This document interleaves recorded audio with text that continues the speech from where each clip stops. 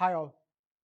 In today's video, we deal with the last and final module from your professional ethical paper, or we call it as professional ethics paper, which is titled as Global Ethical Issues. So in this particular module, we'll be dealing with different various topics in which we'll be looking into what are the various ethical aspects related to that particular topic. So module 5-ന്റെ ഏറ്റവും last module title ഇട്ടിരിക്കുന്നത് global ethical issues ആണ്. So global എത്തിക്കൽ ഇഷ്യൂസിൽ നമ്മൾ different topics അത് globally നമുക്ക് recognised ആയിട്ടുള്ള അല്ലെങ്കിൽ globally discuss ചെയ്യുന്ന പല ടോപ്പിക്സ് ആയിരിക്കും നമ്മൾ ഡീൽ ചെയ്യാൻ പോകുന്നത്. The first topic from module 5, that means last module, first topic is multinational corporations, or we call it as MNCs. മലയാളത്തിൽ നമ്മൾ അതിനെ ബഹുരാഷ്ട്ര കമ്പനികൾ എന്ന് പറയുന്നു. So a multinational corporation is a company which is incorporated in one country but whose operation extend beyond the home country or carries on the business into other countries. So when you talk about MNC, ഒരു MNC എന്ന് പറയുന്നത്, ഒരു ബഹുരാഷ്ട്ര company എന്ന് പറയുന്നത് ഒരു രാജ്യത്ത് തുടക്കം കുറിക്കുന്നു.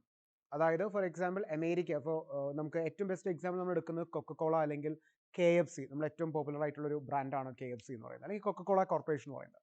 കൊക്കക്കോളയും KFCയും എല്ലാം ഉദ്ഭവിച്ചത് അല്ലെങ്കിൽ സ്റ്റാർട്ട് ചെയ്തത് അമേരിക്ക എന്നുള്ള കമ്പനി അല്ലെങ്കിൽ അമേരിക്ക എന്നുള്ള രാജ്യത്തു നിന്നാണ്. ആ രാജ്യത്ത് അവർ തുടക്കം കുറിച്ച്, അതാണ് അവരുടെ ഹോം കൺട്രി. അവിടെ നിന്ന് മെല്ലെ അവർ അവരുടെ ഓപ്പറേഷൻസ് മറ്റ് രാജ്യങ്ങളിലേക്ക് എക്സ്പാൻഡ് ചെയ്യണം. സോ ഒരു രാജ്യത്ത് തുടക്കം കുറിച്ച് മറ്റ് രാജ്യങ്ങളിലേക്ക് അവർക്ക് ഓപ്പറേഷൻസ് മെല്ലെ മെല്ലെ എക്സ്പാൻഡ് ചെയ്ത് അവരുടെ ഓപ്പറേഷൻസും അവരുടെ പ്രോഫിറ്റും ഇൻക്രീസ് ചെയ്യുന്ന ആ ഒരു ഇൻസ്റ്റിറ്റ്യൂഷൻ അല്ലെങ്കിൽ ആ ഒരു പ്രോസസ്സിനെയാണ് നമ്മൾ മൾട്ടിനാഷണൽ കോർപ്പറേഷൻസ് എന്ന് പറയുന്നത്. And this multinational corporation is also known as various names such as global enterprise, international enterprise, world enterprise and transnational corporation. ഇഷ്ടംപോലെ പേരുകളുണ്ട്, അതിൽ ചില പേരുകൾ മാത്രമാണ് നമ്മളിതിൽ സൂചിപ്പിച്ചിട്ടുള്ളത്. ഏറ്റവും ബെസ്റ്റ് ഉദാഹരണങ്ങളാണ് ഞാൻ KFC പറഞ്ഞു, കൊക്കക്കോള കോർപ്പറേഷൻ പറഞ്ഞു, യൂണിലിവർ. നമ്മളത് ഇന്ത്യയിലേക്ക് വരുമ്പോഴാണത് ഹിന്ദുസ്ഥാൻ യൂണിലിവർ ആയിട്ട് മാറുന്നത്. സോ യൂണിലിവർ എന്നുള്ളത് ഒരു ബഹുരാഷ്ട്ര കമ്പനിയാണ്, അതിൻ്റെ ഇന്ത്യൻ സബ്സിഡറി ആണ് Hindustan Unilever. And you have Cadbury, അങ്ങനെ പല കമ്പനീസ് ഇന്ത്യക്ക് പുറത്തു നിന്ന് തുടക്കം കുറിച്ച് ഇന്ത്യയിൽ വന്ന അവരുടെ ഓപ്പറേഷൻസ് സ്പ്രെഡ് ചെയ്ത മറ്റ് ഇഷ്ടം പോലെയുള്ള കമ്പനീസ് ഉണ്ട്. അങ്ങനത്തെ കമ്പനീസിനെയാണ് നമ്മൾ multinational corporations, or in short we call it as MNCs. Now, the next one we're going to deal with, what are the advantages of MNCs from a viewpoint of host country. നമ്മൾ ഈ പറയുന്ന ബഹുരാഷ്ട്ര കമ്പനികളുടെ മെച്ചങ്ങൾ എന്തെല്ലാമാണ്? ഇപ്പോൾ ഇന്ത്യയെ സംബന്ധിച്ച് നോക്കുമ്പോൾ മൈക്രോസോഫ്റ്റ് അല്ലെങ്കിൽ IBM എന്നുള്ളത് ഒരു മൾട്ടിനാഷണൽ കമ്പനിയാണ്. കാരണം അമേരിക്കയിൽ തുടക്കം കുറിച്ച ഒരു IT ഫേം ഇന്ത്യയിൽ ഒരു ഓപ്പറേഷൻസ് നടത്തുന്നു. അപ്പോൾ എന്തെല്ലാം മെച്ചങ്ങളാണ് ഇന്ത്യയിൽ മറ്റ് രാജ്യങ്ങളിൽ നിന്ന് വരുന്ന കമ്പനികൾ വന്ന് ബിസിനസ് നടത്തുമ്പോൾ ഇന്ത്യക്ക് കിട്ടാവുന്ന മെച്ചങ്ങൾ എന്നുള്ളതാണ് നമ്മൾ advantages of MNCs from the point of view of home country. ആരാണോ നമ്മളൊരു ഹോം കൺട്രീസിൽ, അതായത് നമ്മുടെ ഇപ്പോൾ ഏതാണ് മെയിൻ, നമ്മൾ ആരാണ് ഹോസ്റ്റ് ചെയ്യുന്നത്, ആ ഹോസ്റ്റ് ചെയ്യുന്ന കൺട്രീസിന് കിട്ടുന്ന മെച്ചങ്ങൾ എന്തൊക്കെയെന്നതാണ്. The first one is your employment generation. ഏറ്റവും ഇമ്പോർട്ടൻ്റ് ആയിട്ടുള്ളൊരു കാര്യം എന്ന് പറയുന്നത് എംപ്ലോയ്മെൻറ്റ്സ് നമുക്ക്, അതായത് തൊഴിലവസരങ്ങൾ നമുക്ക് സൃഷ്ടിക്കാൻ പറ്റുന്നു. കാരണം കൂടുതൽ കമ്പനികൾ വരുന്നു, കൂടുതൽ ആളുകൾക്ക് ജോലി ലഭിക്കുന്നു. Second one, automatic inflow of foreign capital. Automatically മറ്റ് രാജ്യങ്ങളിൽ നിന്ന് നമ്മുടെ രാജ്യങ്ങളിലേക്ക് കമ്പനി സ്റ്റാർട്ട് ചെയ്യുമ്പോൾ ഓട്ടോമാറ്റിക്കലി എന്ത് സംഭവിക്കുന്നു? ടെക്നോളജിയും അതോടൊപ്പം തന്നെ അവിടെ നിന്ന് ക്യാഷ് ഇൻവെസ്റ്റ്മെൻറ്റ് നമ്മുടെ രാജ്യത്തിലേക്ക് വരുന്നു. Then proper use of ideal resources. അതായത് നമ്മളിവിടെ ഉപയോഗിക്കാതെ കിടക്കുന്ന പല റിസോഴ്സസും പല കമ്പനീസും പല ഇൻസ്റ്റിറ്റ്യൂഷൻസും പുറത്തുനിന്ന് വന്നിട്ട് കൃത്യമായിട്ട് നമുക്ക് ഉപയോഗിക്കാൻ സാധിക്കുന്നു. ടെക്നിക്കൽ ഡെവലപ്മെൻറ്റ്, ഞാൻ നേരത്തെ പറഞ്ഞ പോലെ തന്നെ ടെക്നോളജിക്കൽ ട്രാൻസ്ഫർ രാജ്യങ്ങൾ തമ്മിൽ നടക്കുന്നു. മാനേജീരിയൽ ഡെവലപ്മെൻറ്റ്, പുതിയ ഡെവലപ്മെൻറ്റ് സ്ട്രാറ്റജീസ് അല്ലെങ്കിൽ പുതിയ മാനേജീരിയൽ സ്ട്രാറ്റജീസ് നമുക്ക് പുതിയ കമ്പനീസ് വരുമ്പോഴാണ് നമുക്ക് കാണാൻ സാധിക്കുന്നത്. നമ്മൾ ഇവിടെ ഒരു ഇന്ത്യൻ കമ്പനി ആയിട്ടുള്ള ഇൻഫോസിസിൻ്റെ മാനേജ്മെൻറ്റ് സിസ്റ്റം ആയിരിക്കില്ല ഒരു ഗൂഗിൾ എന്നുള്ളൊരു മൾട്ടിനാഷണൽ കോർപ്പറേഷൻ വരുമ്പോൾ. അപ്പോൾ പല കമ്പനീസ് വരുമ്പോൾ അവിടുത്തെ പല മാനേജീരിയൽ സ്ട്രാറ്റജീസ് നമുക്ക് മനസ്സിലാക്കാൻ സാധിക്കുന്നു. End of local monopolies. End of local monopolies means നമുക്കിപ്പോൾ രാജ്യത്തിനകത്ത് ഒരാൾ മാത്രമാണ് ഒരു വസ്തു ഉൽപ്പാദിപ്പിച്ച് പ്രോഫിറ്റ് ഉണ്ടാക്കുന്നതെങ്കിൽ അയാളുടെ ആ ഒരു മൊണോപ്പൊളി പവർ തകർക്കാനായിട്ട് മറ്റ് രാജ്യങ്ങളിൽ നിന്ന് സെയിം പ്രോഡക്ട്സ് വരുത്തിക്കൊണ്ട് നമുക്ക് ആ മൊണോപ്പൊളി നമുക്ക് തീർക്കാൻ പറ്റും. അപ്പോൾ നമുക്ക് ശരിക്കും പറഞ്ഞാൽ വില കുറവിന് ക്വാളിറ്റി ഗുഡ്സ് നമുക്ക് ലഭിക്കുന്നു. Improvement in standard of living. പല വെറൈറ്റി സാധനങ്ങൾ ലോകത്തിലെ പല ദിക്കുകളിൽ നിന്ന് നമ്മുടെ രാജ്യത്തിലേക്ക് വരുമ്പോൾ automatically that actually enhances the standard of living in that particular country. The last one is promotion of international brotherhood and culture. Automatically രാജ്യങ്ങൾ തമ്മിൽ ഇതുപോലെയുള്ള ബന്ധങ്ങൾ ഉണ്ടാകുമ്പോൾ മോണിറ്ററി ബന്ധങ്ങളും അതുപോലെ ടെക്നോളജിക്കൽ ആയിട്ടുള്ള റിലേഷൻഷിപ്സ് ഉണ്ടാകുമ്പോൾ ഓട്ടോമാറ്റിക്കലി രാജ്യങ്ങൾ തമ്മിലുള്ള ഫ്രണ്ട്ലി റിലേഷൻഷിപ്പ് ഇംപ്രൂവ് ചെയ്യുന്നു. So these are the advantages of multinational corporations from the point of view of A host country. I repeat, it's about host country, home country അല്ല, host ചെയ്യുന്ന കൺട്രീസിന്. Okay, തുടക്കത്തിൽ എനിക്ക് തോന്നുന്നു ഞാൻ തെറ്റി പറഞ്ഞിട്ടുണ്ടെങ്കിൽ ഐ അപ്പോളജി ഫോർ ദാറ്റ്. കൃത്യമായിട്ട് ഇതിൻ്റെ അഡ്വാൻറ്റേജ് നമ്മൾ ഡീൽ ചെയ്യുന്നത് ഒരു ഹോസ്റ്റ് കൺട്രിക്ക് എന്തെല്ലാം വ്യത്യാസങ്ങൾ എന്നുള്ളതാണ്. അതായത് അമേരിക്കയിൽ തുടങ്ങിയൊരു കമ്പനി ഇന്ത്യയിലേക്ക് വരുമ്പോൾ ഇന്ത്യ ലഭിക്കുന്ന അല്ലെങ്കിൽ ഇന്ത്യക്ക് ലഭിക്കുന്ന മെച്ചങ്ങൾ എന്തെല്ലാം എന്നുള്ളതാണ് നമ്മൾ ഈ അഡ്വാൻറ്റേജ് നമ്മൾ ഡീൽ ചെയ്തിരിക്കുന്നത്. Now what are the disadvantages or what are the limitations of MNCs from viewpoint of a host country? അമേരിക്കയിൽ ഒരു കമ്പനി ഇന്ത്യയിലേക്ക് വരുമ്പോൾ ഇന്ത്യക്കാർക്ക് അല്ലെങ്കിൽ ഇന്ത്യൻ രാജ്യത്തിന് അല്ലെങ്കിൽ ഇന്ത്യൻ ഇക്കോണമിക്ക് ഉണ്ടാകാവുന്ന ലിമിറ്റേഷൻസ്, ഡിസഡ്വാൻറ്റേജസ് എന്തൊക്കെയാണ്? നമ്മൾ ഇത്ര നാൾ ഡിസ്കസ് ചെയ്ത അഡ്വാൻറ്റേജസ് ആണെങ്കിൽ നെക്സ്റ്റ് എന്തെല്ലാം ഡിസഡ്വാൻറ്റേജസ് നമുക്ക് ഉണ്ടാകുന്നു? The first one is danger of domestic industries. അതായത് പുറത്തുനിന്ന് നമുക്ക് പുതിയ പുതിയ കമ്പനീസ് അകത്തേക്ക് വരുമ്പോൾ ഇവിടെയുള്ള ഡൊമസ്റ്റിക് ഇൻഡസ്ട്രീസിന് പിടിച്ചു നിൽക്കാൻ പറ്റാതെ വരുന്നു. അപ്പോൾ പല കൺട്രീസിലും ഉണ്ടാകുന്ന ഒരു പ്രശ്നമാണ് അവരുടെ ഡൊമസ്റ്റിക് ആയിട്ടുള്ള പല ഇൻഡസ്ട്രീസും പൂട്ടിപ്പോകേണ്ട ഒരു അവസ്ഥ വരുന്നു, ഷട്ട് ഡൗൺ ചെയ്യേണ്ടി വരുന്നു. Then repatriation of profits. This a huge point, or this is a very valid point which is being globally discussed with regard to MNCs. So in this particular topic we are going to basically deal with how the cash outflow happens from the host country. For example, Microsoft എന്നുള്ള company ഇന്ത്യയിൽ വന്ന് ലാഭം ഉണ്ടാക്കി കഴിഞ്ഞാൽ ആ ലാഭത്തിൻ്റെ നല്ലൊരു ഓഹരിയും അവർ തിരിച്ച് US-ലേക്കായിരിക്കും കൊണ്ടുപോകുന്നത്, അമേരിക്കയിലേക്ക് തന്നെ തിരിച്ചു കൊണ്ടുപോകും. അപ്പോൾ കിട്ടുന്ന പ്രോഫിറ്റിൻ്റെ എത്രമാത്രം അവർ ഇന്ത്യൻ ഇക്കോണമിയിൽ അല്ലെങ്കിൽ ഹോസ്റ്റ് ചെയ്യുന്ന കൺട്രിയിൽ അവർ ഇൻവെസ്റ്റ് ചെയ്യുന്നു എന്നുള്ളത് പ്രശ്നമായിട്ട് വരുന്നു. അതൊരു ലിമിറ്റേഷനാണ് ശരിക്കും. Then no benefit to poor people. എത്ര വലിയ MNCസും കാര്യങ്ങളും വന്നാലും എംപ്ലോയ്മെൻറ്റ് ഒരു പരിധി വരെ ജനറേറ്റ് ചെയ്താലും ഏറ്റവും താഴെ തട്ടിൽ ലോവർ സ്ട്രാറ്റയിൽ കിടക്കുന്ന പുവർ പീപ്പിളിൻ്റെ മെച്ചങ്ങൾ നമുക്ക് നിന്ന് കിട്ടുന്നില്ല. Danger to independence. Danger to independence basically means നമ്മളിതിൽ നമ്മുടേതായിട്ടുള്ള ഫ്രീഡം, മറ്റ് രാജ്യങ്ങളിൽ നിന്ന് കമ്പനീസ് വന്ന് അവർക്ക് അവരുടേതായിട്ടുള്ള സെൽഫ് ഇൻട്രസ്റ്റിന് വേണ്ടി കാര്യങ്ങൾ ചെയ്യുമ്പോൾ നമുക്ക് നമ്മളുടേതായിട്ടുള്ളൊരു നാച്ചുറൽ ഫ്രീഡം നമ്മുടെ കുറയുന്നു. Disregard to the national interest of the host country. പല കമ്പനീസ്, പോപ്പുലർ കമ്പനീസ് ഇവിടെ വന്ന് അത് രാഷ്ട്രീയപരമായിട്ട് പൊളിറ്റിക്കലി ലീഡേഴ്സിനെ ഇൻഫ്ലുവൻസ് ചെയ്ത് അവരുടെ ഇഷ്ടത്തിന് കാര്യങ്ങൾ ചെയ്യുമ്പോൾ ഓട്ടോമാറ്റിക്കലി നമ്മുടേതായിട്ടുള്ള ഇൻട്രസ്റ്റ്, നാഷണൽ ഇൻട്രസ്റ്റ് അത് കുറയുന്നു. Next one, careless exploitation of natural resources. Natural resource ഉപയോഗിക്കണോണ്ടല്ല പ്രശ്നം, പക്ഷെ അത് കെയർലെസ് ആയിട്ട്, അത് എയർ ആയിക്കോട്ടെ, വാട്ടർ ആയിക്കോട്ടെ.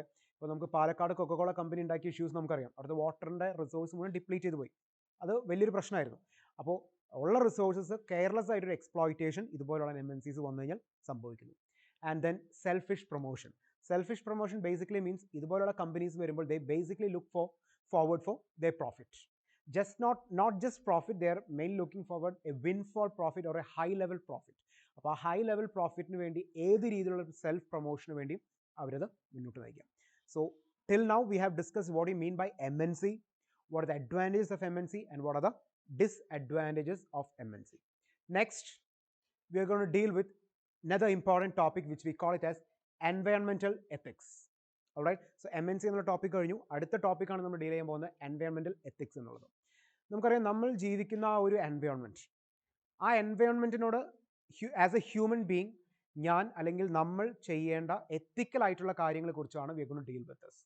Okay, so environmental ethics deals with issues related to right of individuals in concern with environment. Environment റൈറ്റ്സും ഇൻഡിവിജ്വൽസിൻ്റെ റൈറ്റ്സും എത്രത്തോളം ഭംഗിയായി ഹാൻഡ് ടു ഹാൻഡ് പോകുന്നു എന്നുള്ളതാണ് നമ്മൾ ഈ ഒരു ടോപ്പിക്കിൽ ഡീൽ ചെയ്യാൻ പോകുന്നത്. And this environment ethics includes basically two aspects. രണ്ട് കാര്യങ്ങൾ, രണ്ട് വശങ്ങളാണ് നമ്മൾ പഠിക്കാൻ പോകുന്നത്. The first one is the study of moral issues concerning with environment. നമ്മൾ ചെയ്യുന്ന എല്ലാ കാര്യങ്ങളിലും അതിൻ്റെ മോറൽ സൈഡ്, എൻവയോൺമെൻറ്റുമായി റിലേറ്റ് ചെയ്യുന്ന മോറൽ സൈഡ്സ് എന്തെല്ലാം എന്നുള്ളതും. രണ്ടാമതായി moral perspectives, beliefs and attitudes concerning those issues. ഇതുപോലെയുള്ള പ്രശ്നങ്ങൾ വരുമ്പോൾ അതിലത്തെ മോറൽ സൈഡ്, നമ്മുടെ വിശ്വാസങ്ങൾ, ബിലീവ്സ് എന്തൊക്കെ, അതിൽ നിന്ന് വരുന്ന ആറ്റിറ്റ്യൂഡ്സ് എന്തെല്ലാം. So basically we'll be dealing with these two things when we talk about environmental ethics. Now, worldwide we have two perspectives towards environmental ethics. Okay, നമുക്ക് ലോകമെമ്പാടുമുള്ള എൻവയോൺമെൻറ്റൽ എത്തിക്സിനെ കുറിച്ച് സംസാരിക്കുന്ന വ്യക്തികൾ സംസാരിക്കുമ്പോൾ they basically speak with or they basically speak in two perspective. Two perspective means two view points. രണ്ട് വശങ്ങളിലൂടെയാണ് അല്ലെങ്കിൽ രണ്ട് രീതികളിലാണ് എൻവയോൺമെൻറ്റൽ എത്തിക്സിനെ കുറിച്ച് നമ്മൾ സംസാരിക്കുന്നത്. The first one is your anthropocentric view. We call it as anthropocentric view means anthropocentric view. അതായത് anthropological related ആയിട്ടുള്ളത്, അതായത് മനുഷ്യൻ്റെ ആ ഒരു ഇവല്യൂഷൻ ബേസ് ചെയ്തിട്ടുള്ള പേഴ്സ്പെക്റ്റീവിനെ കുറിച്ച് സംസാരിക്കുന്ന ഫസ്റ്റ് വ്യൂ ആണ് ആന്ത്രോപോസെൻട്രിക് വ്യൂ എന്ന് പറയുന്നത്. ഇതിൽ സംസാരിക്കുന്ന man is considered to be the most capable for managing the planet earth. ഈ ഒരു വ്യൂ പ്രകാരം അല്ലെങ്കിൽ ഈ ഒരു പേഴ്സ്പെക്റ്റീവ് പറയുന്നത് മനുഷ്യനാണ് ഏറ്റവും സർവാധിപനായ ഒരു ക്രീച്ചർ, അല്ലെങ്കിൽ നമ്മുടെ ഈ ലോകത്ത് ജീവിക്കുന്ന ഏറ്റവും ബുദ്ധിപരമായിട്ടുള്ളതും എല്ലാ രീതിയിലും ശക്തി കൊണ്ടും അതുപോലെ തന്നെ ഈ ഒരു എർത്ത് എന്നുള്ള ഈ ഒരു പ്ലാനറ്റിന് നമുക്ക് മാനേജ് ചെയ്ത് കൊണ്ടുപോകണമെങ്കിൽ മനുഷ്യൻ വേണം. വേറൊരാൾക്കും അതിനുള്ള കഴിവില്ല എന്നുള്ളതാണ്. Which means that it gives utmost priority to the human beings, and the success of mankind depends upon how good the managers, that means we are for deriving the benefits us from the nature, which means that the second point explains that ഇതിൻ്റെ success എന്ന് പറയുന്നത്, അതായത് മനുഷ്യരാശിയുടെ mankind എന്ന് പറയുമ്പോൾ മനുഷ്യരാശിയുടെ വിജയം എന്ന് പറയുന്നത് എത്രത്തോളം ഭംഗിയായിട്ട് പ്രകൃതിയും മനുഷ്യനും ഇണങ്ങി ജീവിക്കാൻ സാധിക്കുന്നു എന്നുള്ളത്. ബട്ട് സ്റ്റിൽ അവിടെയും ഇമ്പോർട്ടൻസ് കൊടുക്കുന്നത് മനുഷ്യനാണ് എല്ലാ കാര്യങ്ങളും തീരുമാനിക്കുന്നത്, അവൻ തന്നെയാണ് ഏറ്റവും ഇമ്പോർട്ടൻറ്റ്. പക്ഷേ എത്രത്തോളം ഭംഗിയായിട്ട് മനുഷ്യനും പ്രകൃതിയും മുന്നോട്ട് നീങ്ങുന്നു, ബൈ ഹാൻഡ് പോകുന്നു എന്നുള്ളതാണ് success matters a lot. Alright, so this is the first one. The second view is your ecocentric world view. Okay, രണ്ട് വ്യൂസ് ആണുള്ളത്. ദ ഫസ്റ്റ് വൺ നമ്മൾ നേരത്തെ ഡിസ്കസ് ചെയ്ത് കഴിഞ്ഞു. It was anthropocentric world view. The second one is your ecocentric world view.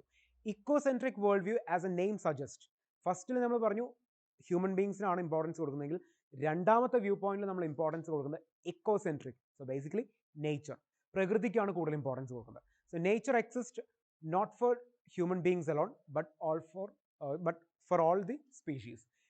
ഈ ഒരു view പോയിന്റിൽ പറയുന്നത് പ്രകൃതി എന്നുള്ളത് മനുഷ്യന് മാത്രമുള്ളതല്ല, പക്ഷേ ഈ പ്രകൃതിയിലുള്ള എല്ലാ സ്പീഷീസിനും എല്ലാ ജീവജാലങ്ങൾക്കും പ്രകൃതിയിൽ ഒരേ അവകാശമുണ്ട് എന്നുള്ളതാണ്.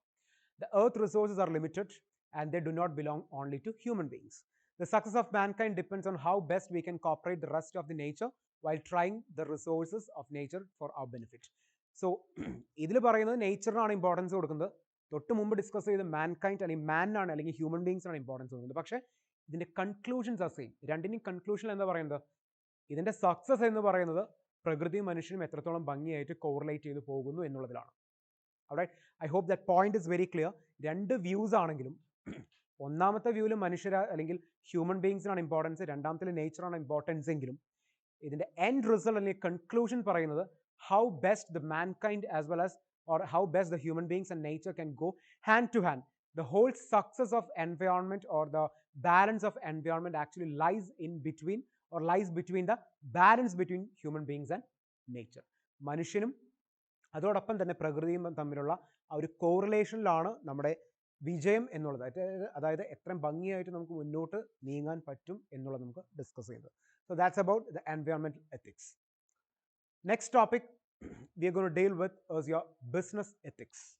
നമ്മൾ ഒരുപാട് പ്രാവശ്യം ഡിസ്കസ് ചെയ്തിട്ടുള്ള ടോപ്പിക്കാണ് എന്താണ് ബിസിനസ്, എന്താണ് എത്തിക്സ് എന്നുള്ളത്. So business ethics basically means നിങ്ങളൊരു സ്ഥാപനം അല്ലെങ്കിൽ ഒരു ബിസിനസ് ഒരു സംരംഭം നടത്തുമ്പോൾ നിങ്ങൾ നിർബന്ധമായിട്ടും പാലിക്കേണ്ട എത്തിക്കൽ ആയിട്ടുള്ള റൂൾസ് ആൻഡ് റെഗുലേഷൻസ് എന്തെല്ലാമാണ്. That is what we called as business ethics. So business ethics, the term refers to the system of moral principles and rules of the conduct applied to a business. A business should aim to have a fair dealing with every one dealing with it. അതായത് നിങ്ങൾ നടത്തുന്ന ബിസിനസ് അതുമായി ആരൊക്കെ ബന്ധപ്പെട്ടിരിക്കുന്നു അവരായിട്ടുള്ളൊരു fair and smooth കണ്ടക്റ്റിനെയാണ് നമ്മൾ ബിസിനസ് എത്തിക്സ് എന്ന് പറയുന്നത്. And there are 3 sources four business ethic. ബിസിനസ്സിൽ നമുക്ക് കൃത്യമായിട്ട് എത്തിക്സ് റിലേറ്റ് ചെയ്ത് അല്ലെങ്കിൽ എത്തിക്കലായിട്ട് മുന്നോട്ട് പോകണമെന്നുണ്ടെങ്കിൽ അത് 3 സോഴ്സിൽ നിന്നാണ് നമുക്ക് ഇവോൾവ് ചെയ്ത് വരുന്നത്. The first one is religion, second one culture and the third one is law. Alright, so that's a small topic. So that's about business ethics and what are the 3 sources of business ethic. Then what are the importance of business ethic? ഒരു ബിസിനസ്സിൽ അല്ലെങ്കിൽ നിങ്ങൾ നടത്തുന്ന ഒരു സംരംഭത്തിൽ എന്തിനാണ് ethics follow ചെയ്യുന്നത്?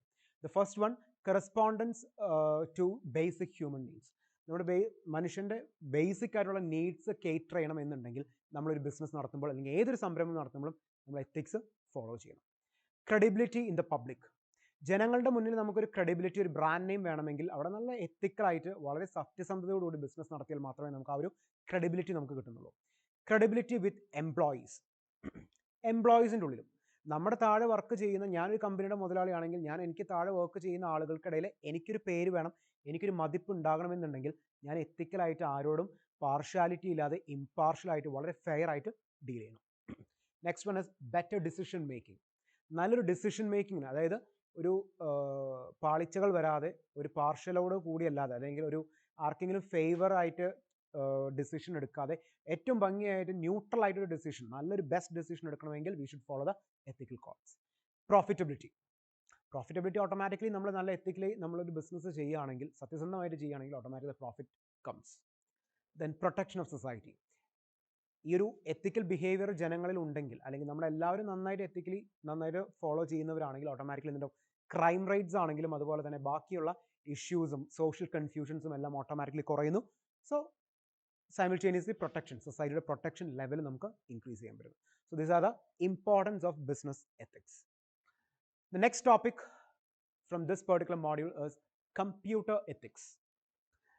This is yet another topic which is being widely discussed when it comes to, IT sector employees. IT sector employees in the ഇടയിൽ ഏറ്റവും കൂടുതലായിട്ട് എത്തിക്കലി സ്പീക്ക് അല്ലെങ്കിൽ സംസാരിച്ചുകൊണ്ടിരിക്കുന്ന അല്ലെങ്കിൽ ഡിസ്കസ് ചെയ്യുന്ന ഒരു ഹോട്ട് ടോപ്പിക്കാണ് computer ethics. So computer ethics are related to all computer professionals such as programmers, analysts, operators, designers, etc. along with the users. അതായത് computer എന്ന് പറയുമ്പോൾ കമ്പ്യൂട്ടർ ഉപയോഗിക്കുന്ന യൂസേഴ്സ് ആയിക്കോട്ടെ, അതിൻ്റെ പിന്നിൽ പ്രവർത്തിക്കുന്ന, അതിൻ്റെ സാങ്കേതികമായിട്ട് പ്രവർത്തിക്കുന്ന ആൾക്കാർ, അത് പ്രോഗ്രാമേഴ്സ് ഉണ്ടാവും, അനലിസ്റ്റുകൾ ഉണ്ടാവും, ടെക്നീഷ്യൻസ് ഉണ്ടാവും, ഓപ്പറേറ്റേഴ്സ് ഉണ്ടാവും, ഡിസൈനേഴ്സ് ഉണ്ടാവും. അവരെല്ലാവരും കൃത്യമായിട്ട് നിർവഹിച്ചു കൊണ്ടുപോകേണ്ട ഒരു കോഡ് ഓഫ് കണ്ടക്ട് അല്ലെങ്കിൽ ഒരു കോഡ് ഓഫ് റൂൾസ് ആൻഡ് റെഗുലേഷൻസിനാണ് നമ്മൾ കമ്പ്യൂട്ടർ എത്തിക്സ് എന്ന് പറയുന്നത്. ഇനി എന്താണ് കമ്പ്യൂട്ടർ എത്തിക്സ്? ഏറ്റവും ഷോർട്ട് ആൻഡ് ക്രിസ്പ് ആയിട്ട് പറയുകയാണെങ്കിൽ, there are 10 commandments of computer ethics which was created in the year 1992 by the Computer Ethics Institute as follows. അതായത് 1992 കമ്പ്യൂട്ടർ എത്തിക്സ് ഇൻസ്റ്റിറ്റ്യൂട്ട്സ് ഉണ്ടാക്കിയിട്ടുള്ള ഒരു 10 കൽപ്പനകൾ, we call this commandments means കൽപ്പനകൾ എന്ന് പറയുന്നത് റൂൾസ് ആണ്. എന്ത് 10 റൂൾസ്? ഈ പറയുന്ന 10 റൂൾസ് ആണ് നമ്മൾ കമ്പ്യൂട്ടർ എത്തിക്സിന് നമ്മൾ ഡീൽ ചെയ്യുന്നത്. The first one is one should never use a system, okay, or one should never use a computer for the following things: to harm the people. അതായത് ഒരിക്കലും ഒരു ആൻറ്റി സോഷ്യൽ ആക്ടിവിറ്റീസിന് വേണ്ടി computer use ചെയ്യരുത്. First one. The second one, to interfere in others work.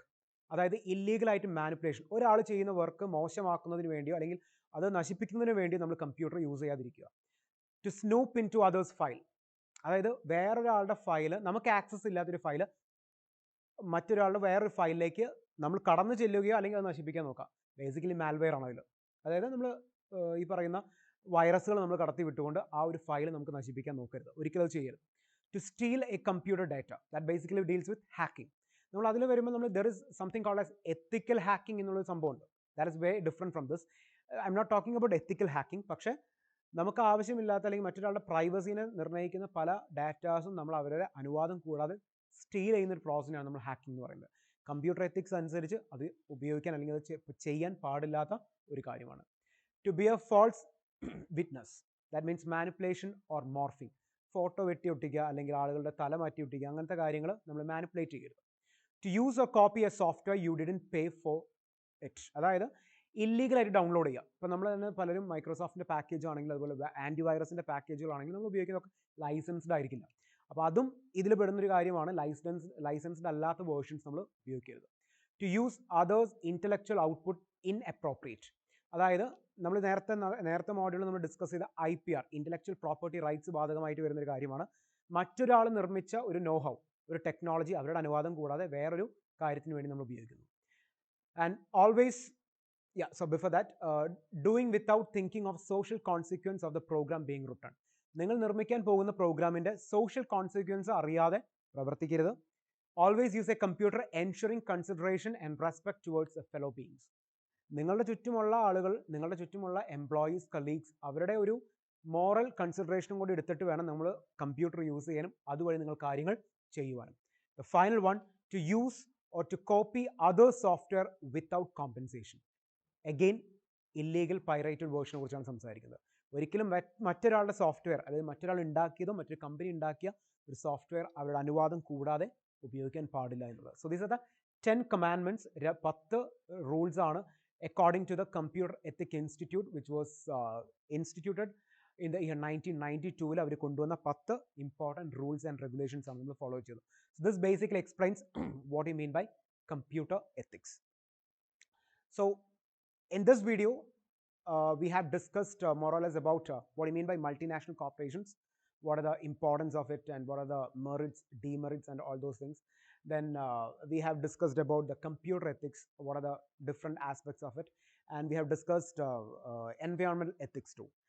So in the coming video, of which we call it as part B of module 5, we will discuss the rest of the topics, which means that the next video would be the last and final video when it concerned with the professional ethics paper.